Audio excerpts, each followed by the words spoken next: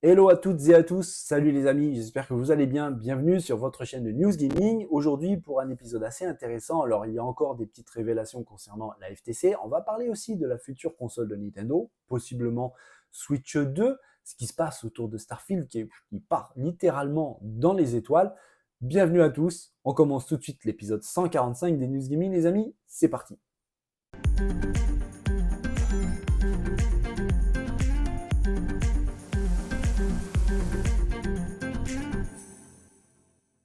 Les amis, on en parle assez souvent sur la chaîne, vous le savez, Starfield cartonne. Oui, le jeu divise, il y a certains qui l'adorent et d'autres qui ne l'aiment pas du tout, qui le détestent, mais toujours est-il que le jeu cartonne, il se vend vraiment bien. On avait abordé le sujet comme quoi il avait dépassé les 6 millions de joueurs assez rapidement en plus, hein. C'était une semaine après sa mise en vente.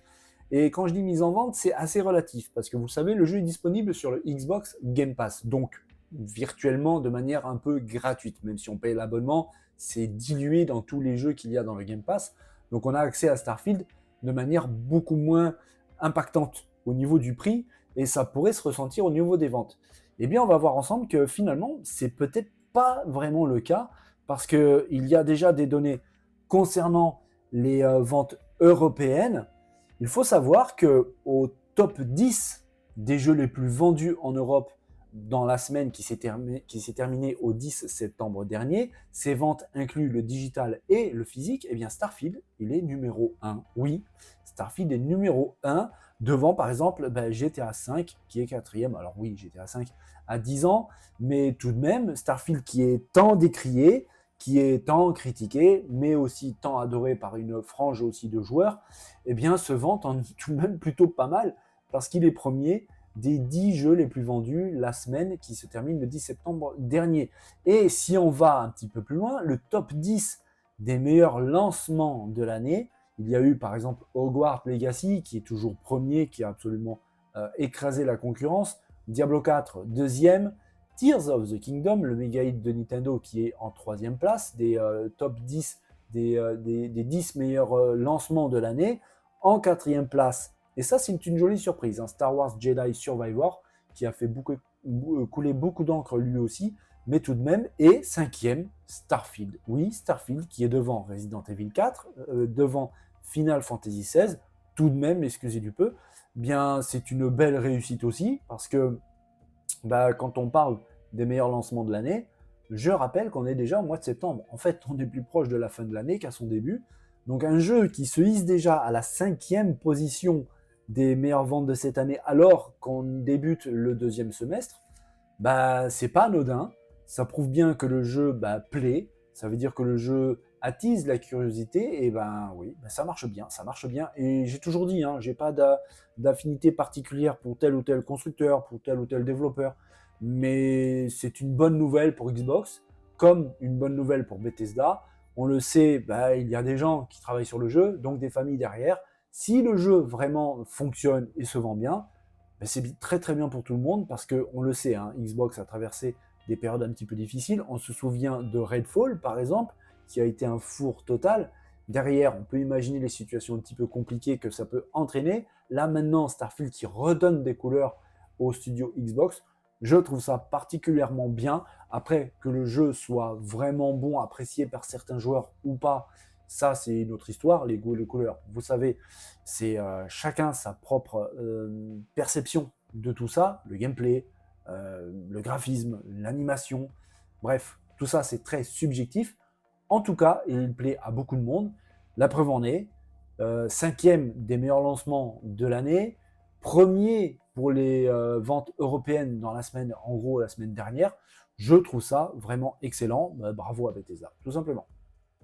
Les amis, avec ce leak monstrueux de la FTC qui a dévoilé beaucoup de choses, il y a encore des trucs qui arrivent. Et là, on va parler de The Elder Scrolls 6, le prochain méga hit, en tout cas je l'espère, hein, de Xbox et de Bethesda. On sait que les équipes de Bethesda sont en train de basculer doucement mais sûrement sur ce RPG qui se fait littéralement attendre. Je rappelle qu'il a été annoncé en même temps que Starfield.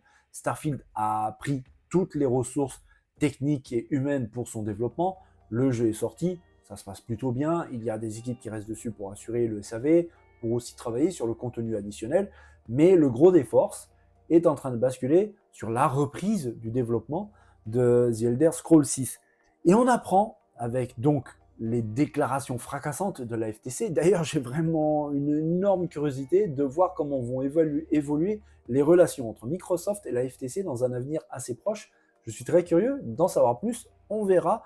Mais là, on va parler du jeu The Elder Scrolls 6 avec ce slide ici, une image qui vient d'être leakée une nouvelle fois, oui, par la FTC, qui montre une liste de jeux Xbox avec des questions. On voit par exemple Deathloop, Ghostwire, Fallout 76, bref, Starfield, Redfall, ainsi de suite, jusque tout à la fin à droite, The Elder Scrolls 6. Alors on y voit la question, Existing IP, est-ce que c'est une licence qui existe déjà? Eh bien sûr, The Elder Scrolls 6, c'est oui, la coche verte y est marquée. Est-ce que c'est un jeu multijoueur? Non, il y a la croix rouge qui montre que non, ce sera un jeu solo. C'est très intéressant cette image parce qu'elle confirme des choses qu'on pouvait supposer un petit peu. Et surtout, quelque chose de très intéressant, c'est sa date de sortie et on y vient tout de suite. Est-ce que c'est un jeu cross-platform? Donc on peut imaginer Xbox One, enfin oui, Xbox One et Xbox Series X. Eh bien non, ce sera un jeu dédié exclusivement aux Xbox Series actuelles, la S comme la X. Est-ce que le jeu sortira sur PlayStation? Ça, c'est une très bonne question. Eh bien, c'est confirmé, c'est non. Et c'est assez curieux parce que Phil Spencer avait déclaré qu'il ne savait pas, que c'était quelque chose en discussion, qu'il faudra voir dans le temps. Je pense en fait qu'il ne voulait pas froisser la communauté PlayStation. Il ne voulait pas un petit peu s'attirer les foudres de cette communauté. Il voulait y aller avec sagesse, avec douceur. Malheureusement, la FTC en a décidé autrement. Ils ont divulgué cette page interne à Microsoft qui faisait état des jeux qui sont sortis. Bon, il y avait les dates de mise en vente et ceux à venir, donc The Elder Scrolls 6. Et là, c'est noté rouge sur blanc parce que la croix est rouge, que non, ça ne sortira pas sur PlayStation. Donc Phil Spencer a été devancé par la FTC. Ils l'ont pris un petit peu de court. On verra un petit peu comment ça va évoluer du côté de PlayStation et surtout des fans de la console de Sony. On y voit autre chose. La date de sortie, c'est marqué en fait que pour l'instant on ne sait pas, mais c'est espéré pour 2026 ou plus tard. Et d'ailleurs, Phil Spencer l'avait d'ailleurs déclaré que lui voyait Elder Scrolls 6 sortir vers l'année 2028. Donc on verra vraiment si ça va se révéler exact. Mais là on voit que sur ce slide, que Microsoft, Xbox espérait tout de même voir le jeu arriver en 2026. Le problème, c'est que Starfield a été repoussé. Il a pris un peu plus de temps que prévu, avec aussi une énorme énergie de dépenser dessus, beaucoup de monde dessus. Du coup, le développement de Elder Scrolls 6 a été littéralement arrêté, stoppé, mis en pause pendant la fin du travail sur Starfield. Ça recommence tout juste sur le jeu d'aventure. Donc on verra vraiment si cette année 2026 est tenable. J'y crois absolument pas. Je serais plus de l'avis de Phil Spencer de voir ça plus vers l'année 2028. Et je dirais même qu'il y a de fortes chances que le jeu soit repoussé. J'en suis persuadé de voir un petit peu ce titre sortir pour, allez, je vais dire peut-être une bêtise, mais pour 2030. Et là, on sera en plein dans la prochaine génération de consoles, la 10e, dont on ne connaît pas encore les détails sur cette console, sauf que apparemment, elle aurait la capacité d'être plus ou moins hybride, c'est-à-dire d'avoir une fonctionnalité physique, comme les consoles actuelles, mais aussi compter sur le cloud, avec une puissance supplémentaire délivrée par les serveurs de Microsoft. Décidément, c'est incroyable. On n'a pas encore fini avec toutes ces révélations de la FTC concernant Xbox. Et là, on va aborder le sujet du planning des sorties des jeux. Parce que oui, même ça a fuité. Ils ont même balancé ça sur Internet. C'est absolument dingue. Avec un planning qui risque d'être fortement chamboulé. Je vais vous l'agrandir un petit peu pour qu'on y voit un petit peu plus clair, les amis. On y voit un planning qui semble commencer à l'année 2020 ou alors juste avant. Avec donc la liste des jeux à gauche sur console ou PC, et à droite les jeux mobiles, parce que oui, il y a aussi des jeux mobiles, et on a des belles surprises. Oui, par exemple, c'était prévu, en tout cas c'est prévu, un remaster de Fallout 3. C'est assez fou, on n'avait pas entendu parler de ça, mais apparemment, on le voit pour l'année 2024, donc dans la dernière ligne en bas, on voit projet Kestrel expansion, on voit The Elder Scrolls 6, qui normalement aurait dû être planifié pour ce moment-là. Et puis aussi Fallout 3 Remaster, mais c'est pas le seul. Si on va un petit peu plus loin en bas, il y a un Dishonored 3. Là, j'aurais été absolument fan. Et d'ailleurs, je vous avais dit qu'il y avait sur la chaîne qu'il y avait des rumeurs concernant un nouveau titre de cette belle et jolie saga. Apparemment, il y a un 3 qui est prévu. On voit juste en haut The Elder Scrolls Online Expansion, qui était prévu normalement pour cette année 2023. On voit à 2022 Starfield, qui est sorti un petit peu plus tard. Vous le savez, le jeu avait été un petit peu repoussé. Et on y voit dans cette ligne, juste en haut, Oblivion Remaster. Donc oui, il y a au sein des équipes Xbox, et là en l'occurrence Bethesda, eh bien un remaster de Oblivion qui est en chantier. Alors le jeu n'est pas sorti très probablement parce que en fait les ressources ont été vampirisées par Starfield, mais c'est très probable que bientôt, mais à mon avis ça va pas trop tarder, que Oblivion, en tout cas son remaster, soit annoncé par Bethesda, Xbox, parce que là maintenant tout le monde connaît tout sur Xbox, son planning futur pour les consoles, pour les périphériques, pour sa stratégie commerciale, sa stratégie, sa philosophie de jeu, le planning des jeux. C'est complètement fou. On verra un petit peu l'impact que tout ça aura sur le développement de tous ces jeux, de tout ce qui doit sortir au sein dans l'écosystème de Xbox. En tout cas, c'est historique. Là encore, on a une fuite concernant le planning des jeux avec Fallout Worlds, qui est Fallout 76, Redfall, qui là a été confirmé. Bref, c'est complètement dingue. Ça, c'est pour le planning des jeux. Mais à mon avis, les amis, c'est pas encore totalement terminé. Quand je vous disais que c'était pas terminé, mais c'est vraiment pas terminé. Mais en tout cas, je pensais pas que ça allait aller aussi vite. La FTC, encore elle, a dévoilé autre chose de très croustillant, l'arrivée d'un jeu qui est pour moi l'un de mes jeux préférés, un véritable chef-d'œuvre, en version nouvelle génération, donc potentiellement remasterisé, sur le Game Pass. Mais pas seulement, il arrivait aussi sur PlayStation 5. Ce jeu est un titre absolument incroyable. On en parle assez souvent sur la chaîne d'ailleurs. Ce jeu, vous allez le reconnaître tout de suite avec ces images. Croissance avec 100, 110 millions d'abonnés Game Pass à l'horizon 2030. C'est vrai que ce genre de jeu, Red Dead Redemption 2 sur le Game Pass, ça pourrait attirer beaucoup de joueurs. Donc on comprend un petit peu la vision assez réaliste pour le coup, pour le nombre d'abonnés au Game Pass. Mais en tout cas, c'est très intéressant. Je vous ai dit qu'on allait avoir encore pas mal de choses. À mon avis, c'est pas fini. Je vous dis pas que dans cette vidéo, il y en aura, je pense pas. Mais dans les heures, les jours, les semaines prochaines, ça risque encore de bouger de ce côté-là. Eh bien si, on va encore parler d'un document révélé par les FTC. On avait parlé de ça d'ailleurs dans la vidéo où je vous avais énuméré un petit peu tout ce qui avait fuité, le fait que Nintendo était un petit peu la cible de Microsoft et de Phil Spencer. Je vous avais dit que le patron de Xbox, Phil Spencer, avait une sorte de Graal un peu. Ça, c'est mon imagination à moi, mais quand on voit ce qu'il a déclaré, que ce serait le moment d'une carrière, ce serait d'absorber, d'acheter Nintendo, on peut le comprendre.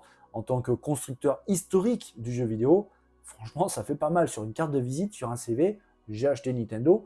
Eh bien, dans des documents qui parlaient de tout ça, il a été parlé aussi de la future console de Nintendo, la possible Nintendo Switch 2. C'est très intéressant parce que ça rejoint une déclaration de Bobby Kotick, le PDG d'Activision, qui avait déclaré quelque chose de très intéressant et qui en gros disait la même chose. On parlait très clairement de la puissance de la console. En fait, dans ce document, il y a donc la mention d'une console qui s'appelle Switch NG. NG pour Next Generation. Et on parle clairement du nom Switch. Il n'y a pas un autre nom de console. Alors, est-ce que ça confirmerait que cette machine va s'appeler Switch quelque chose, 2, Pro, je ne sais pas, on n'en sait rien. C'est probable.